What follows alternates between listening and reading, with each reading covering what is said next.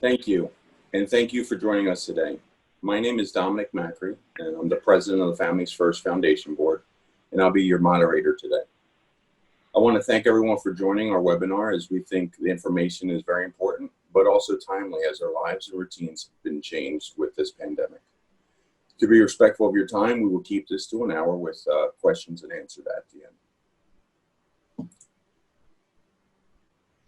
April is Child Abuse Prevention Month. When this pandemic began, our first thoughts were how we can provide tips to help alleviate the stress and anxiety for families who are sheltering in place. Today, you will hear about some of the work being done to prevent child abuse right here in our community.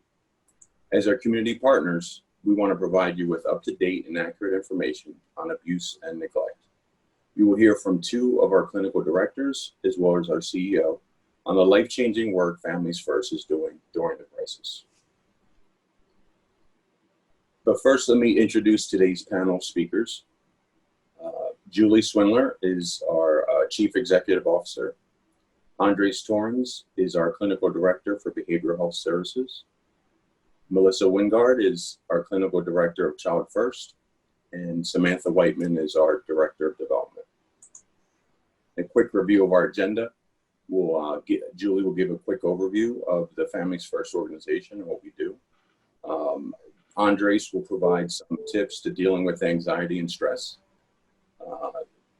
Melissa will provide a domestic violence, suicide, and food insecurities update within our community. And then we will go to question and answers with some closing remarks from Sam. So with that being said, I would like to introduce Julie Swindler, the CEO of Families First and a licensed clinical social worker. Julie became Chief Executive Officer at Families First in 1992, 2 years after its inception. Throughout her career, Ms. Swindler has continued developing skills in program design and implementation, as well as remaining current on clinical practice specific to infant mental health services and the social, emotional wellness of children birth to 5. Take it away, Julie. Thank you so much, Dom, and thank you all for participating with us, especially with it being Child Abuse Prevention Month. And before I go to a Families First update, I want to thank Andres Torrens and Melissa Wingard, who are experts in the field of trauma and will be able to share with you the work of Families First. I have the privilege of serving our community and agency for 30 years now since its inception of Families First, which has impacted over 44,500 families since 1990. The agency provides child abuse prevention, health, housing, and behavioral health services for families with children prenatal to age 22 who struggle with domestic violence, homelessness, drug or alcohol abuse, mental or physical health issues, community violence, or other challenges that put their children and families at risk. The philosophical approach is from a family systems perspective and one that is intergenerational, which incorporates every member of the family unit, the community, and systems that impact the development of the child. We know that children who experience more positive interactions in their early years go to be healthier and more successful in school and in life. Unfortunately, the opposite is true as well. Poverty, exposure to family violence, and lack of access to quality early learning experience can negatively impact a child's early brain development and subsequently their long-term success. Families First is here to partner with families in repairing and restoring relationships with their children as they identify their needs and goals toward positive growth and development.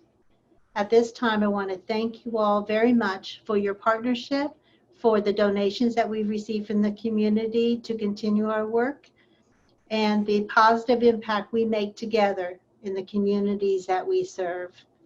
Thank you again for joining us, and I want to turn it over to Dom. Thanks, Julie.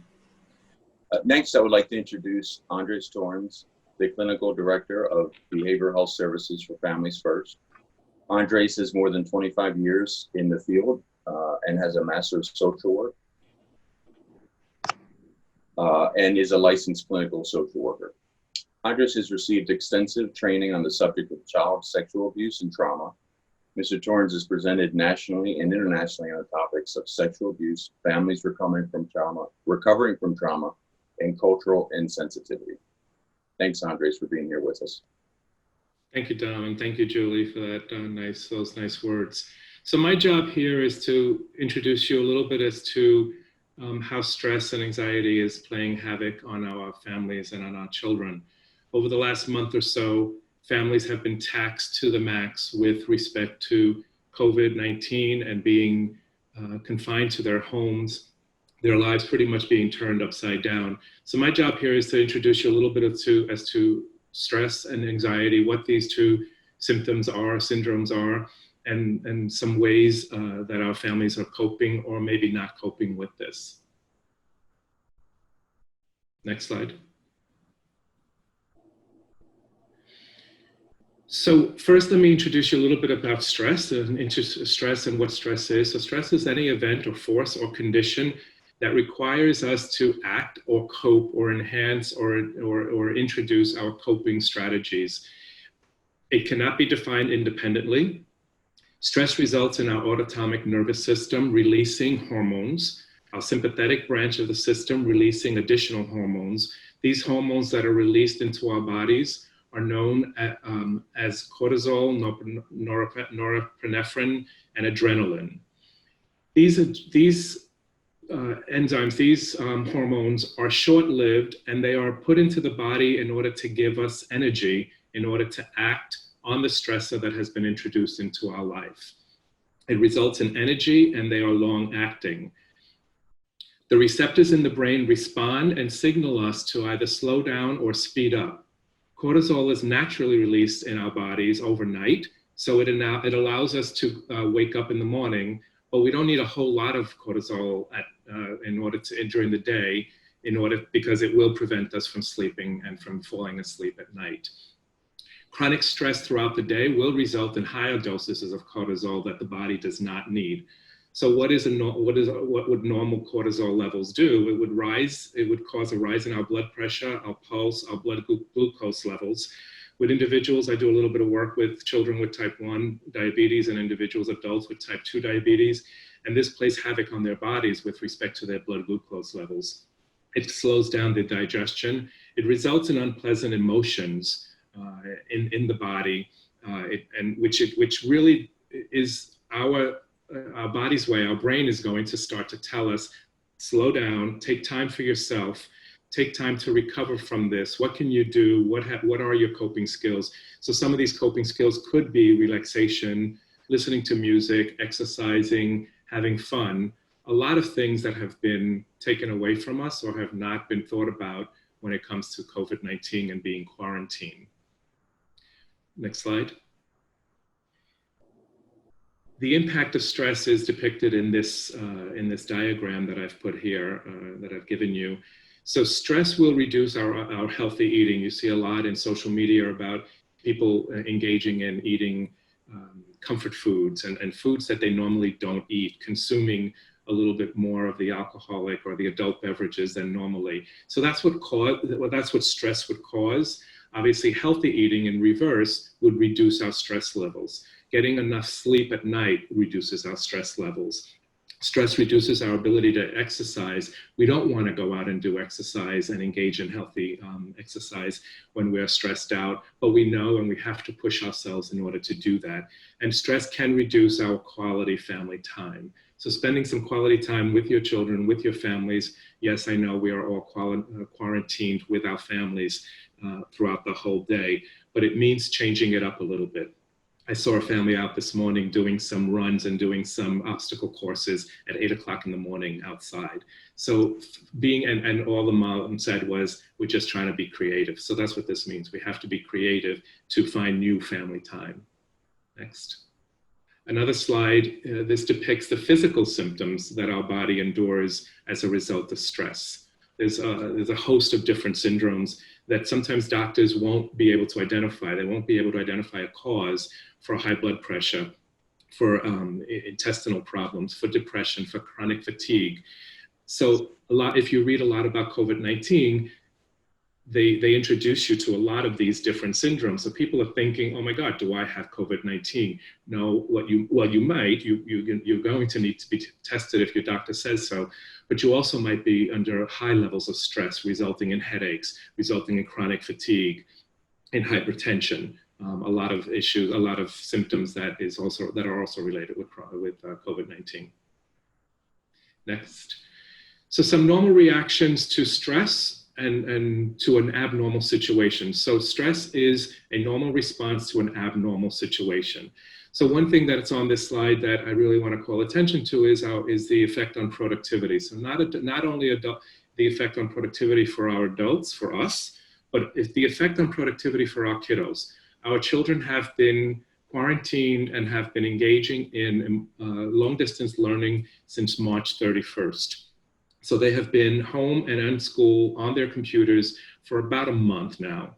So stress, and our children are stressed. They may not show it, they may not demonstrate this as easily or as visibly as we do as adults, but our children are stressed. And that can automatically result in the inability to concentrate, the incidences of errors in their schoolwork, the lapses of memory. They're not able to retain as much information. So we know that these are issues for us as adults, but now these are becoming real issues for our children who are engaging in long distance learning.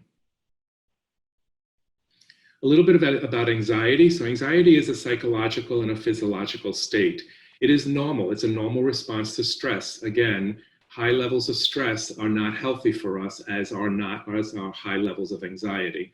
When stress becomes overly, too high in our bodies and our brains, it's going to result in an anxiety disorder or in anxiety. Too much anxiety in our system will result in, sorry, you sped right, wait. Sorry, okay, thank you. It is characterized by cognitive and somatic symptoms, emotional and behavioral components, and an uneasiness of fear and worry. Our children are worrying more than ever. They're worrying about what's happening to them, what's happening to the world. They might be hearing information that their parents are talking about, or that they're overhearing on the news that their parents are listening to, or their caretakers are listening to. So they are worrying. They are worrying about, will I have food? Will I have a home? Will my parents be okay? Will my parents get sick? If they get sick and they die, who will take care of me? Our kids are worrying a lot these days. Next slide. Next slide. So the consequences of COVID-19 on families are an increase in stress and anxiety. It can result in some mental health symptoms. We are seeing that a lot of our families are experiencing increased bouts of anxiety, of depression, of anger outbursts, of impulsivity. Adult caretakers are engaging in more self-medicating with drugs and alcohol. And the problem with increasing their intake of drugs and alcohol is that the children are home now witnessing this. So they are witnessing that their parents are increasing the use of drugs and alcohol. And with the increase in drugs and alcohol, oftentimes comes the increase in violence and coupled discord and discord in the family, resulting in calls to law enforcement. With the increase in calls in law enforcement, our children are now being scrutinized, or we're seeing that the children are being traumatized in their homes by this increase in fighting, increase in exposure to drugs and drug use and alcohol use. And there's no way out for these kiddos. They are home just like the rest of us. They are not engaging in play dates. They are not going across the street to a friend's house. They are staying home. So they are now being witnessing all of this going on in the home. So sorry, go back one slide. So what we have seen is we have seen a decrease in the number of calls to the child abuse hotline. They have decreased by 40 to 50%.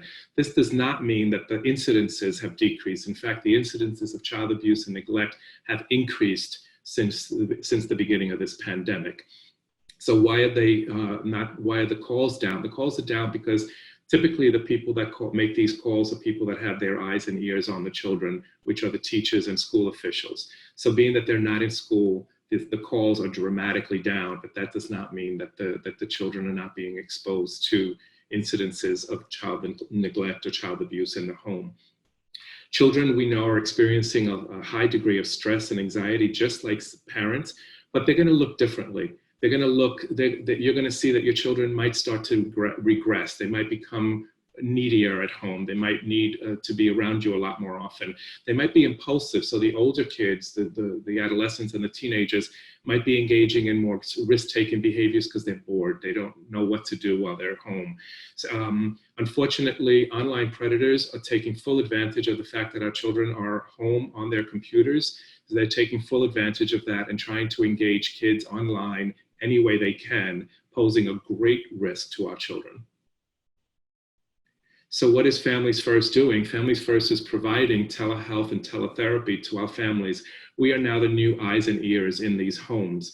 We are providing case management and teletherapy and telehealth to our families and providing it in a culturally sensitive way. Many of our families were not used to and are not used to communicating via technology. They're not used to communicating with someone on a computer looking at a light or a camera which is connected to their computer. So we needed to introduce them to this technology, to this new way of operating. This is going to be, unfortunately, for a new normal for many of us. So we had to provide this information, this psychoeducation to our families and to our teachers and faculty as well. The teachers needed to know what was going on with their children, with the children not paying attention, with the children not being on camera in the classrooms. So we needed to provide the same psychoeducation to school officials, to teachers. And we started providing our families with vital resources. We understood and learned very quickly that our families were not going to necessarily engage in teletherapy or telehealth services while they were hungry, while they needed the concrete services, the tangible goods at home. So how are we doing this? We're doing this with my staff. Next slide. We have a staff of mental health professionals on our team. We have 10 therapists that are providing counseling and therapeutic services via telehealth to our children in schools as well as in the community. And most of our families, 98% of our families have engaged in telehealth services, which is wonderful because they have not skipped a beat. They've actually encouraged us to continue to stay with them, to call them, because they are also going through a lot of worrying and a lot of fear over this pandemic. So I want to thank you for your attention, and I'm going to turn it back over to Dominic. Great, thank you, Andres.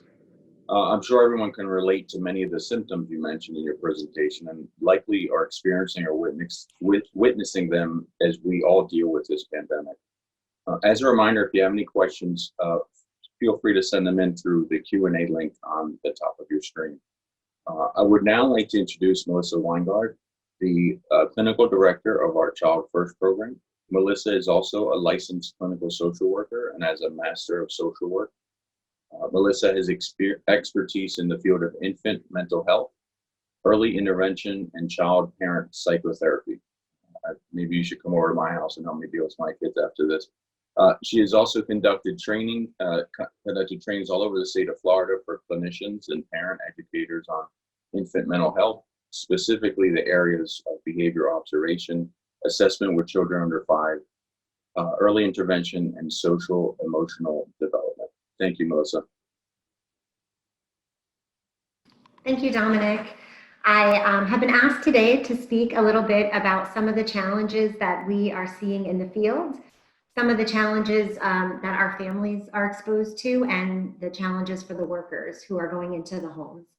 I currently am the clinical director for Child First, which has a team of clinicians and care coordinators who act as case managers, who go out typically into the homes doing home visiting to do a variety of interventions, therapeutic or educational, with families.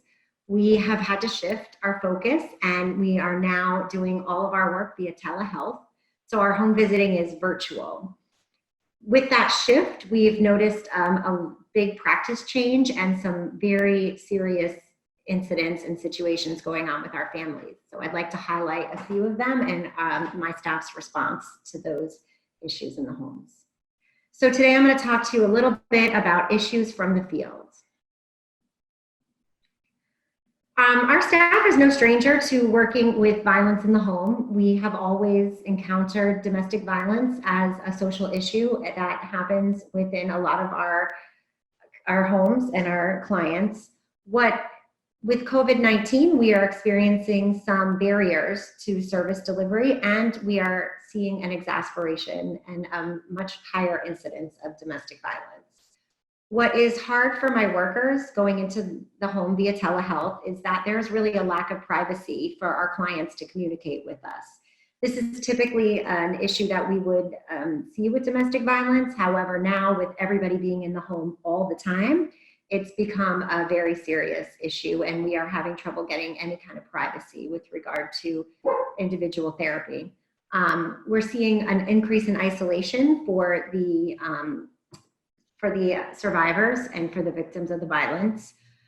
Isolation is an issue with domestic violence. It is what an abuser is going to try to do in general. It's a characteristic of that kind of relationship, and with COVID-19 and the current circumstances, this is strongly on the increase.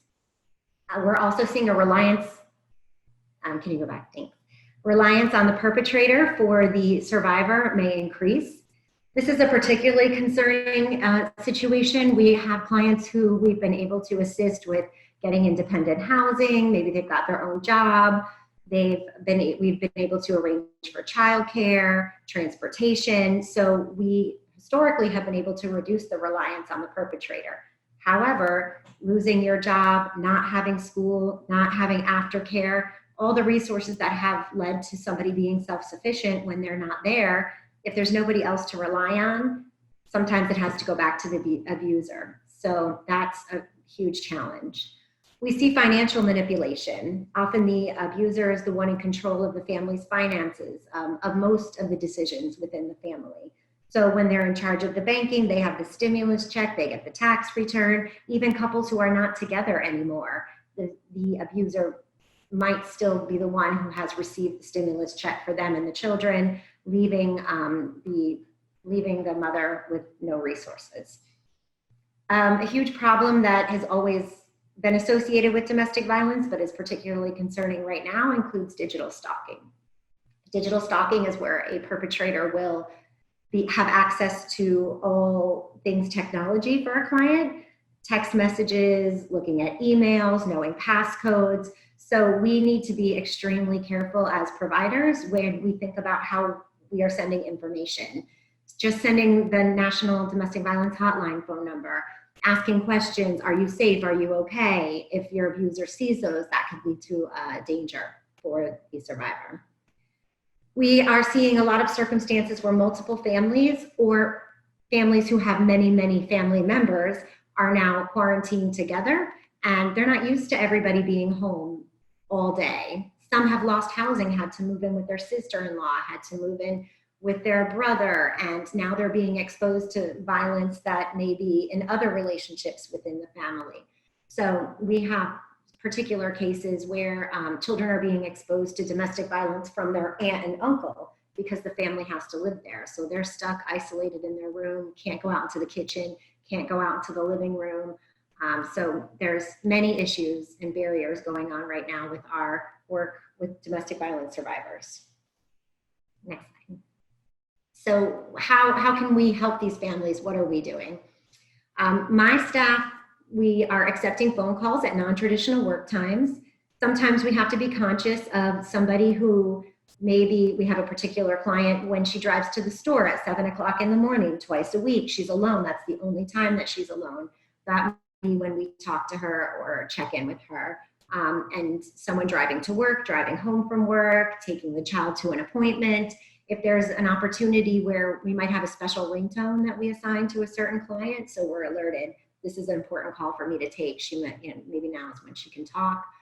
We don't send written communication, text messages, emails to certain clients because we are concerned that someone's reading their email, so we're conscious of that.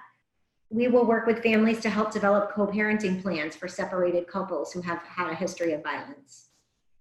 There's often situations where dad has kids on the weekend, mom has kids during the week.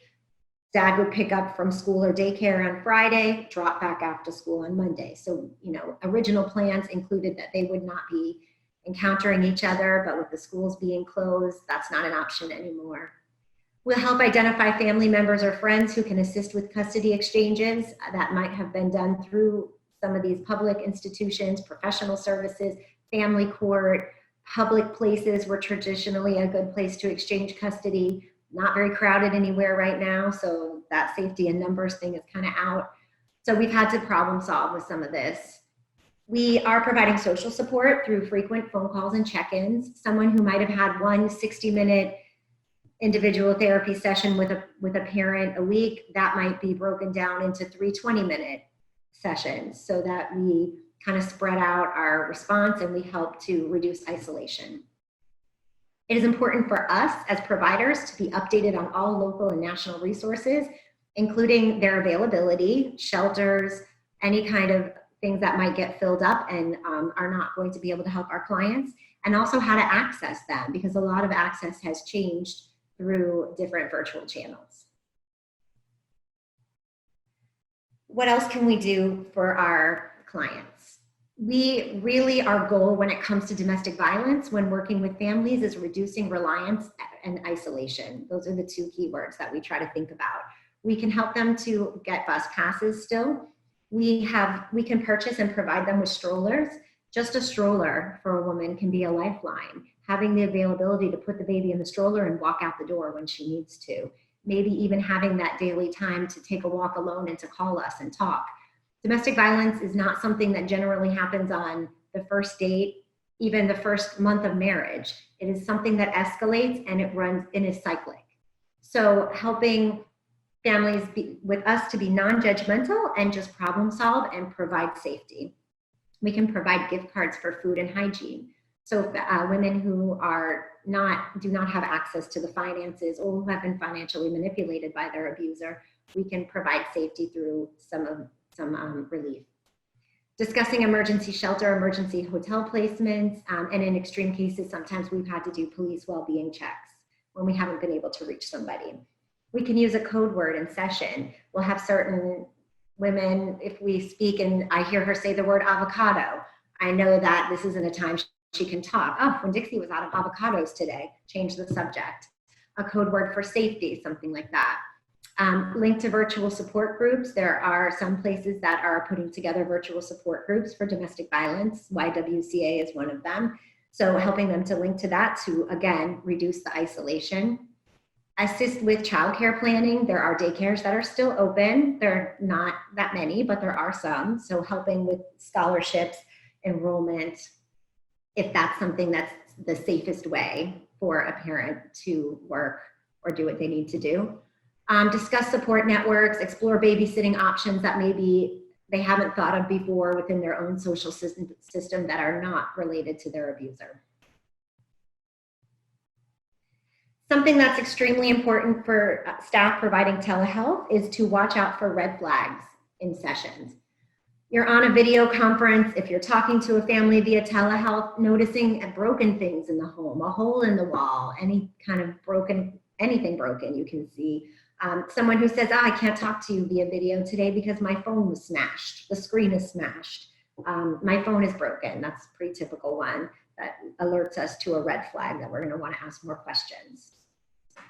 Abrupt conversation change when in the presence of a certain family member. Domestic violence is not always husband, wife, girlfriend, boyfriends. We have to be alert to all different patterns of adult relationships. Brother, sister, mother, father, grandparents, any relationships within the families that the adults have. We have one particular family where it's a sister-in-law that is the abuser in her family, and we have a client who has to live with her sister-in-law. So different things we want to be just alert and watching these patterns. Isolating in a bedroom, kind of locked up, shut into a bedroom, wondering what's going on with that. That's a little concerning. Avoiding showing your face on telehealth. So if a client, hey, I can see the ceiling, why can't I see your face? It's easier for me to have a conversation with you if we can look each other in the eye. Can I see you? I can only see half of your face on the screen. So some things these are just red flags that we're paying attention to. And avoiding sessions, especially maybe after we've had a serious conversation or spoken about something or had a disclosure of violence. Then not being able to reach somebody would be very concerning. So Ensuring that my staff is mindful of red flags and patterns so that they can ensure that my clients are aware of it. The cycle of violence is extremely important. It's not typical in a domestic violence type relationship that every single day is full of violence and terror. It happens, but it's much more typical that you're kind of going around in a cycle. So you're good, not so good, not so good. And we want to take every opportunity we can to present our clients with psychoeducation about domestic violence if they meet red flags and there's somebody that we're concerned about. The staff use supervisors, use me to process observations, patterns, and concerns within the family every day. The second issue that I want to talk a little bit about is suicidal ideation and the exacerbation of mental health symptoms. With the country in general on a heightened state of anxiety, those clients that we have who have issues of depression and anxiety are particularly vulnerable. Next slide. So generally, if we had a client who was staying home, not taking their kids to school, not going to work, not going to the store very often, saying no to social contact, avoiding people, we would feel concerned. Those are signs of depression and isolation and loneliness. And that is what the country is doing right now. So those people who have a pre-existing condition of depression and anxiety are particularly vulnerable, and their mental health is at risk with all of this isolation. My staff are seeing an increase in psychiatric hospitalizations for our parents who have a history of depression. We, in the past 6 weeks, we have had a few Baker Acts of clients, so suicidal. We've had a few parents who we had to call mobile crisis out to do an assessment to check on their well-being and make sure that they didn't meet criteria to be hospitalized. So being very aware of the parents' health and what's going on with them, because that is really the only way that we can ensure that the kids are safe. Some issues that we're having in the field when it comes to mental health, we have a lot of clients who don't have insurance. They don't have insurance, and so they can't qualify for a lot of the telehealth programs. There are families and parents who were able to afford copays or sliding scales for therapy previously, but now with this epidemic, their financial circumstances has changed and it's no longer something that fits into the budget, so therapy is the first thing to go. There are a lot of public mental health facilities who are not accepting new clients. They kind of put a hold on taking new clients while they got a handle on the ones they already had, or they have wait lists for therapy. Sometimes our caseworkers are referring for therapy and I hear they're not able to reach someone to follow up, they're not able to reach someone to share information, they're kind of getting lost in cyberspace, so issues with intake virtually for a lot of agencies. Some of our clients just have a strong resistance to telehealth, to teletherapy. It doesn't feel natural, doesn't feel right, it's not gonna help me, so they're just not doing it. There's a huge concern because a lot of our trauma victims are really re-traumatized or triggered by this pandemic. When you felt unsafe in the past and now you're feeling unsafe even for a different reason now, it's going to give you a trigger and a reminder, and that's kind of an exacerbation of symptoms. Staff response. So what can we do who we are providing therapy to the children and parents? We are doing increased screening of the parents, formal and informal screenings. We have suicide, depression index. We can apply those in a session if we have privacy, if we have time. If we don't, we just ask, do an informal assessment. We can work with safety planning, making sure there's no weapons in the house, finding out who else lives in the house, who can you talk to, what if you feel this way? Here are some phone numbers, here's a suicide hotline, each person developing their own individual safety plan. We are often looking for an emergency contact information for our parents. We generally view our client as the child, so the emergency contact is the parent, but if the parent is the one that we're concerned about their health, we might ask for an additional emergency contact that we can contact regarding them. We can do more frequent phone calls and check-ins with our vulnerable clients outside of session, or divide the time as I spoke of before and do more frequent, shorter sessions. The number one thing that I encourage my staff to do, the best and most effective intervention, is to talk about it. You have a client who has a history of suicidal ideation, who has a history of self-harming, check in, don't be afraid to ask the questions. Next slide. So the third issue that I'd like to talk about that's really a huge deal within our community is food insecurities. We have often had families that we work with that had food insecurities, that money was tight and groceries were tight. These families could get meals at school and maybe had more access to food in the community, in their grocery store. We have a lot going on when it comes to hunger in the county. And what we're seeing, there's a loss of work for those in the service industry, a lot of our restaurant workers, a lot of our farm workers, house cleaning, hotel service, a lot of layoffs, and the people just they're not getting their house clean. They don't want someone coming in. That cash is not being paid out. Many of these employees are paid under the table. They're not going to qualify for unemployment. Their taxes aren't accurate. So a loss of cash income is a huge deal. A lot of our clients don't qualify for public assistance, and some of them don't qualify for a tax refund or a stimulus. So basically, a lot of our families, no cash comes in, there's no way to buy food. Next slide. Families First, what have we been doing in response to this? We've been able to deliver gift cards for families to go to grocery stores, to go to Winn-Dixie, or to go to Walmart. Families who we talk about the food distribution at the schools.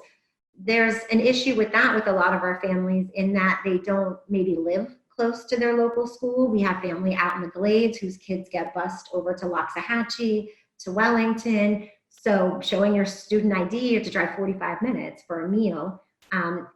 There's also some that don't live close enough to the school to take the stroller and walk over there, or take 5 kids and walk over to the school. I know one family in particular we had who every day was walking 3 miles for the free lunches, just because it was a necessity. So giving the gift cards has been a huge help for families. We have situations where we've had staff actually go food shopping for some very special cases and delivering the food to the family's doorstep using the gift cards that we have as donations. We have parents with medical issues. We have a few parents undergoing chemotherapy who have cancer. We have a parent with MS. We have parents with immune compromised. So they can't be at the grocery store. It's not safe for them, and they're the primary and only caregiver of the children in the home. Their health is very important to maintain. So those are some families that we have gone to the store for, asked them some of the things that they like to eat typically, and try to provide them large bags of beans, large bags of rice, some meat, some canned vegetables. That can help sustain them for a little while. We have some single parents who have multiple children. So a mom who has 4 kids going to the grocery store in the evening, it's a juggling act. It's a lot on a regular day. But with the pandemic, it's extremely hard, and having the kids not touch anything. Some of the stores require all masks. So there's a lot of issues with that. We've been able to deliver groceries to some of those families. We have isolated families living in very rural conditions, and some of these areas, the store doesn't have supplies. So early in the pandemic especially, I know Winn-Dixie out in Belle Glade was lacking in resources tremendously. So we would buy some necessities over here in West Palm Beach and drive them over to some of our families out in Belle Glade and Pahokee. Families that have a lack of transportation, again, to be able to get from a very rural residence in Belle Glade to the store is already something that takes a long time. And when the store doesn't have anything, it's been a wasted day. So that lack of resources in the western part of the county has been a big issue that we've been tackling. We are assisting families with online applications for food stamps, unemployment, childcare, or emergency cash assistance. Families who maybe didn't qualify for these types of assistance before or didn't want them, they're now back against the wall needing the public assistance. This is for those that are lucky enough to qualify for such funds. We have to help, as Andres mentioned, a lot of our families might not be so tech savvy. So we have to help them even create an email address and learn how to navigate all these systems virtually. There's a lot of families of grandparent caregivers or rural where they, their response is to go to DCF, go to WIC in person, apply for things. You can't do that anymore. So we've had to teach them a whole new way of accessing services. I think what it all boils down to at the end of the day for all the workers who are out in the home and out in the field is that each family needs individualized help. Each family has unique issues that they might not tell you the first time you meet them over a phone face to face. So taking your time, getting to know them, watching for red flags, asking the questions, and creating individualized support plans for each family is the key to helping families through this pandemic. Thank you so much. Thank you, Melissa. I think both yours and Andres' presentation really shows how people in our community are experiencing this pandemic extremely differently. You know, some people have the resources that they can get through it without having any issues, whether it's a car or finances, or there's a lot of people that don't have the resources that really need help and assistance during this time because, as we know, there's a lot of the funds that are being sent from the government are not getting to some of these folks until May. So it's a long time from when this first started to now. And you provide a lot of great warning signs for us to take a look at and make sure we're cognizant of those things within our family and as we interact with other family or friends via Zoom or FaceTime and things like that.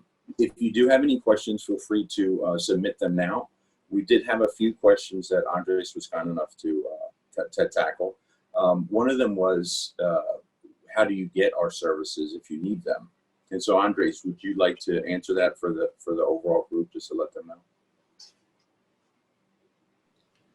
Sure, thank you, Dom. So many of our services, we have some very generous funders and donors, and the funders allow us to provide services that our clients do not have to pay for. So if they qualify for services by being a youth, by being a child, so we work primarily or most with children and their families, so they can come under one of those categories. We accept Medicaid, so we can accept the child that has a Medicaid plan that we accept. But if we don't accept their Medicaid plan, we can put them under one of the other categories or one of the underfunding streams. We have the Child First program, which receives referrals through the Healthy Beginning system, and Melissa can address that as well. But they simply, will call our main number, or go on the website and send an email through the website to one of the programs and ask a question that way. And I will get that email. It will come straight to me if you go into the behavioral health tab on the website. Okay. Melissa, did you want to add anything, or did Andres cover everything? Yes, the Child First program, the way to refer to Child First is to call the county helpline for children at 211, or to reach out to Home Safe or Healthy Mothers, Healthy Babies, and ask for a referral to Child First. That's the program that has a care coordinator and a therapist come into the home, and the children need to be 5 and under to qualify for the Child First program. Great. Now, I know that we have a very diverse staff, and they have not only talent from a caregiver or a provider perspective, they also are multilingual. What languages are we able to help with or participate for clients? So for the Child First program, the services can be delivered in Creole, English, and Spanish. Okay, great. I was just going to add that we have one of the most diverse staff in many agencies, and so we're very privileged to have staff that speak multiple languages, so English, French, Creole, and Spanish, and we're able to meet the needs of many families of different cultures and languages. Great. Another question just came in. Is Families First getting more calls for assistance recently, or is social isolation resulting in fewer calls for help? I think for Child First program, we've had a steady flow of referrals. It's not overwhelming, but I think we have a few families a week being referred for the Child First program overall in Palm Beach County. Andres, do you want to add any? So yeah, our families who we've been working with they have a lot of trust in us. So they have reached out to us. So the social isolation hasn't prevented them from reaching out to us for assistance. However, families who have not been linked to us yet don't know us as well. So there may be fewer calls coming into us, but those calls are going into local churches or other local donors in the community who are then reaching out to us. So they are putting these families in contact with us indirectly. Great. Thank you for answering that. There was a question about a copy of the slides. We will provide, this is being recorded, so we'll send a copy of this presentation out to the email list, as well as some additional information about Families First. Another question, any tips for connecting with a high school youth who has been missing in action since 3/31? Since no social media, no response via email, calls, or text. That seems like a long time. So I could take that call on. I could take that question on, Don, because we work in 2 high schools, and what has happened with these young people in high school when they're 16, 17, even 18, 19, their parents obviously, or some, not obviously, many of their parents are not connecting as regularly with their youth. So when we call the parents, especially of the 16 and 17-year-old, because those are the numbers we have, they're just saying, you know, what can I do? He's on his own, she's on her own. So I don't know what to tell you. So we're doing some creative things. So we are connecting with the schools. So the schools know how to get in touch with these youth. They have emails and they have phone numbers for the youth that we were not aware that they had. So that's one way of connecting with them. We've learned that a lot of our families have had to make the very difficult choice of either buying food or paying for their phones. So although there hasn't been a phone call and we haven't been able to get in touch with someone, we celebrated after finally hearing from them, and they said, I'm sorry, I couldn't afford to put my phone on. So it is back on. So please stay in touch with us. But if this happens again, it's because I just haven't been able to pay for my phone. And we've also been doing what we call drive-bys. So it's not something that, you know, the CDC would recommend, because they're recommending that we stay quarantined, that we stay in our homes. But we have been doing some drive-bys with to the families' homes, or we've been doing some wellness checks. So in the more severe cases, we've been asking law enforcement, especially of a youth who has been Baker acted in the past, who has been more fragile. We've had law enforcement do a wellness check and go by the home to check to make sure that the family is doing okay. Yeah, and I think to your point, there's a lot of resources that people don't know are available. And so if you are, not able to pay your phone bill, you should contact the provider, because they are likely will give you a 3-month deferral or some kind of help through this time. And I don't think a lot of people realize that if you contact your financial institutions or creditors or, phone providers and things like that, if you are in danger of losing some of your services, they usually will work with you through that. Another question that came in is, what is the average workload of your teams that you guys have for both Child First and Beauty Health? For Child First, I find the teams to have between 10 and 16 clients typically. The families, depending on how big the family is and what the issues are and how often they need to be seen. We also have different teams that at times are busier than others. Our Spanish-speaking team is definitely our busiest team, and they generally carry a case of about 16 clients. So our caseload is very similar. Our caseloads in the schools are a little bit higher. They're about 18 to 20 students, and that's because they're all local. We have a therapist that's co-located inside of a school, so all of their clients are inside the school. Now that they're now that we're doing telehealth, the caseloads have remained the same.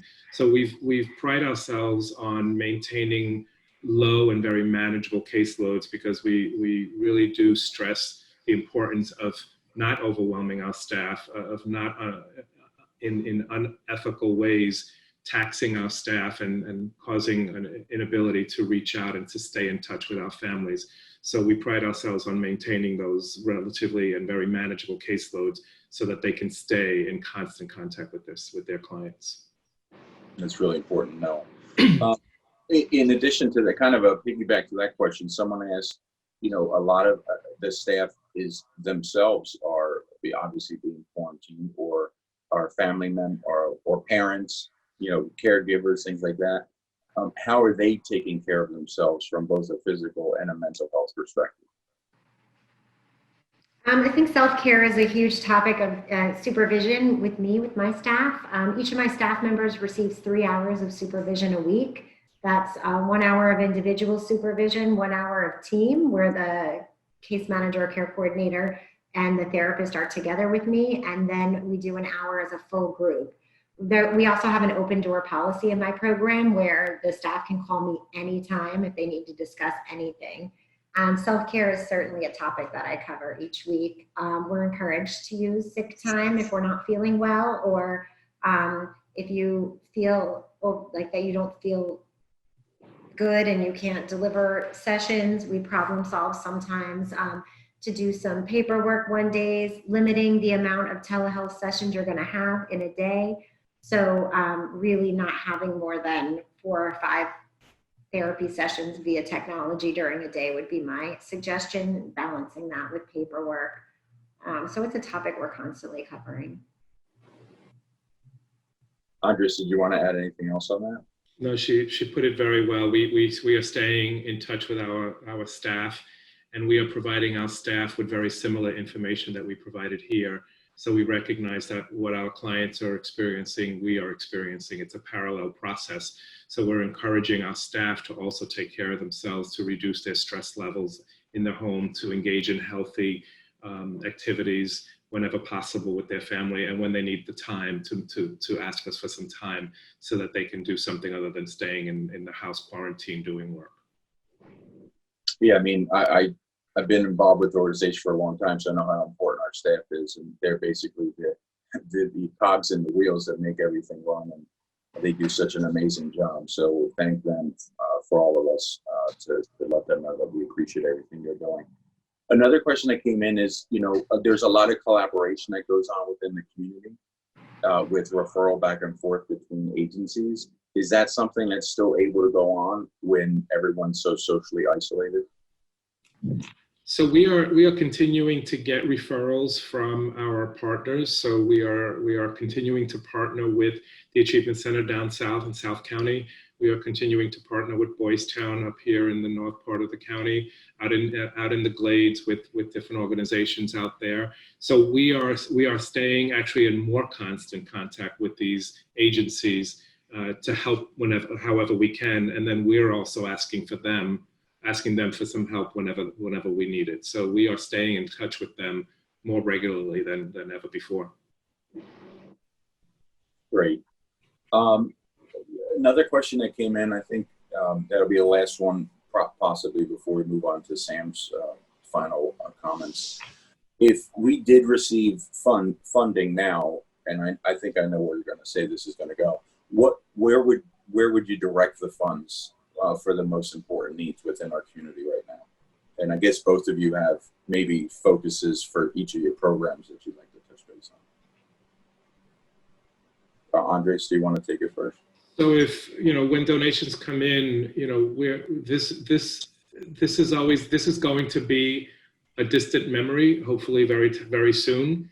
And our families are going to get back to a new normal, and they're going to get back to a normal way of living. And what they're going to be faced with is back rent, back bills.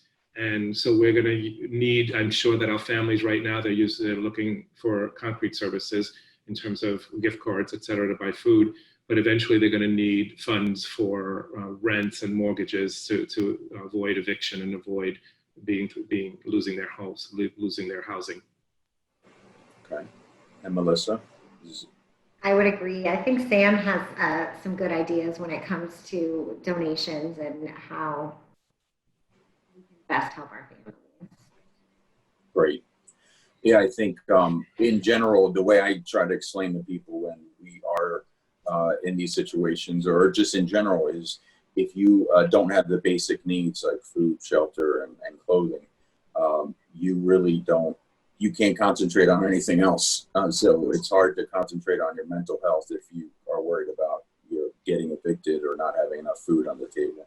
And I think there's a lot of studies that show, if kids don't have enough food, they can't concentrate in school or learn and things like that. And I can't imagine the distractions that the kids are having right now, trying to do online school when Wi-Fi might be spotty, or if you have Wi-Fi, as well as just the chaos that goes on within their house when you have all those people in there. Well, I just want to thank you guys for the presentation and answering those questions. The next slide is going to give some information about some of the key contacts within our community.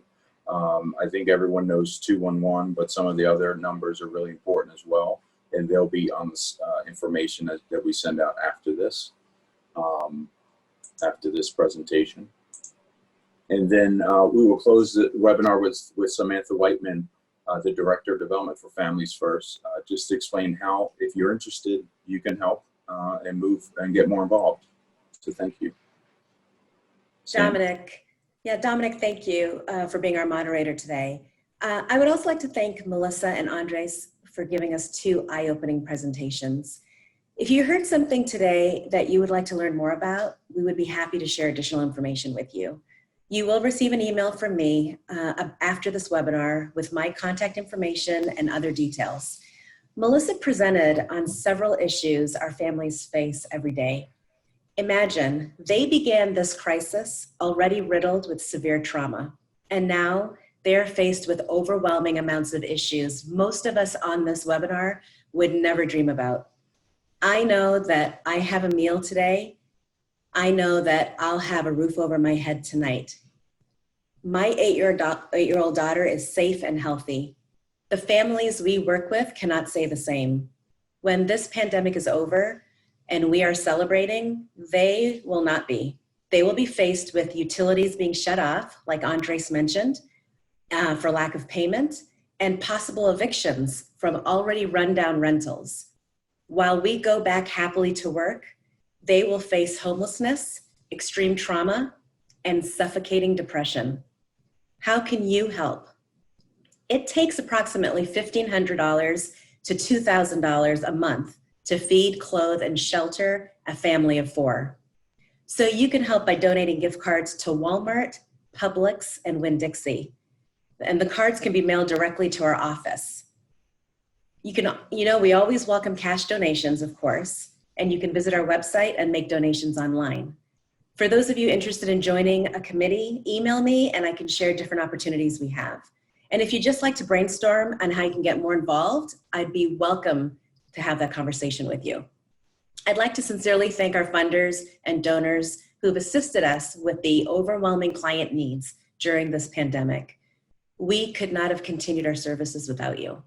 I'd also like to thank Castle Group for hosting this fantastic webinar and our other corporate partners, IOA, Schumacher Companies, US Bank Private Wealth Management, and Ward Damon. Thank you for joining us, and please know to expect an email from me. Have a wonderful week.